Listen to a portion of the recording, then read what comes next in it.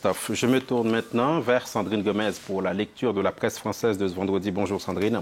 Bonjour. On commence par s'intéresser à ces débats dans la presse, à ce sommet de la francophonie qui s'achève à Yerevan, en Arménie, sur fond de dissensions.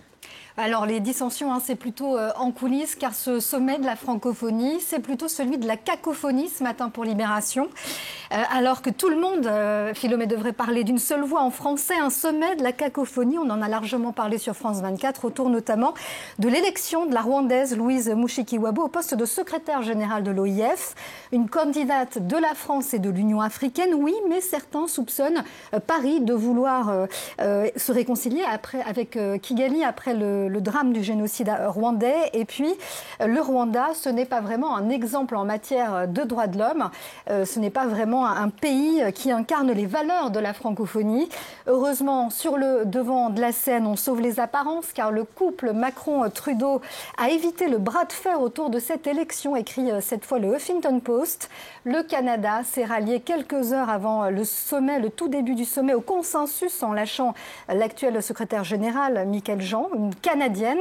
Mais tout cela ne cache pas la bataille d'influence qui existe au sein de la francophonie, nous dit le Huffington Post. Des frictions qui auraient pu éclater au grand jour autour de la possible adhésion de l'Arabie Saoudite en tant que membre observateur. Oui, cette question devait être débattue au sein de ce sommet. Et on sait encore une fois que l'Arabie Saoudite, ce n'est pas un exemple en matière de droits de l'homme. Et surtout, après le meurtre présumé de ce journaliste Jamal Khashoggi au sein du consulat saoudien à Istanbul.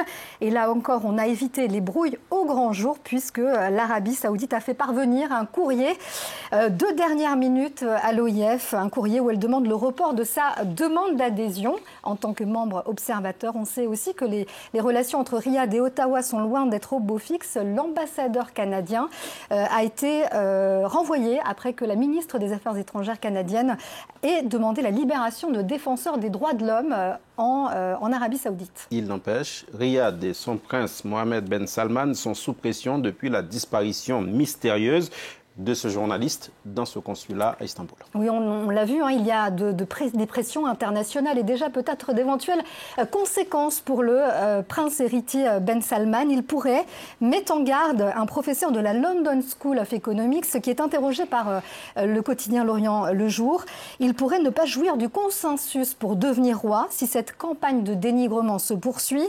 Le régime deviendrait un fardeau pour ses alliés. Ils hésiteront à accepter un transfert de technologie, un transfert d'armes et irait jusqu'à exiger, pourquoi pas, un changement de régime. On sait aujourd'hui qu'il y a des dissensions au sein de cette famille royale saoudienne depuis, notamment l'an dernier, depuis que le roi Salman a annoncé que son fils serait prince héritier. C'est l'occasion de faire le point sur cette famille royale qui a parfois des méthodes assez radicales pour mettre ses princes au pas. Oui, c'est le moins que l'on puisse dire. Cette affaire du journaliste disparu au sein du consulat saoudien, eh bien, elle rappelle à beaucoup d'égards des méthodes qui ont conduit à l'enlèvement en Suisse d'un prince, sultan, le prince Ben Turki. C'était à Genève.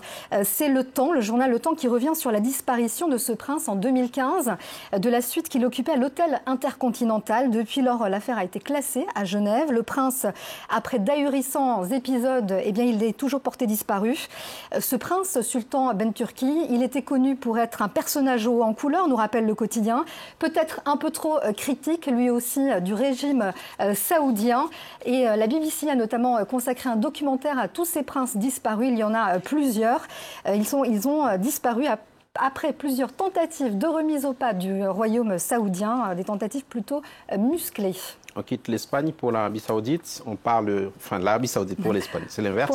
Pour parler de cette fameuse dépouille du dictateur Franco, la polémique continue d'enfler. Oui, c'est le Figaro qui revient sur cette ombre de Franco qui plane sur l'exécutif en Espagne, qui embarrasse Madrid, titre Figaro. Au départ, cela semblait assez simple, Philomé. Il s'agissait de retirer le général Franco sa dépouille du gigantesque mausolée où il repose encore aujourd'hui, un mausolée qui est situé au nord de Madrid. Mais aux yeux de l'exécutif, c'est beaucoup trop d'honneur pour un dictateur. Le gouvernement entendait ensuite remettre sa dépouille à la famille qui aurait pu mettre cette dépouille dans une sépulture plutôt discrète. Sauf que voilà, la famille, elle veut le transfert de cette dépouille à la cathédrale de Madrid, à la cathédrale de l'Almudena. C'est là que se situe le caveau familial. Le problème, c'est que c'est en plein centre-ville, à 2 pas du Palais Royal. C'est aussi en plein cœur touristique. Pour beaucoup, c'est plutôt une panthéonisation. Alors, il y a beaucoup d'Espagnols qui s'en amusent. Il y a d'ailleurs une pétition qui circule sur le site change.org, une pétition qui propose d'enterrer Franco sous la Sagrada Familia. Pourquoi pas? Donc, c'est à Barcelone. C'est une ultime provocation en pleine fièvre indépendantiste. C'est une pétition qui a déjà recueilli 150 000 signatures. Et vous dites que le gouvernement espagnol, pour l'heure, n'a trouvé aucune parade juridique.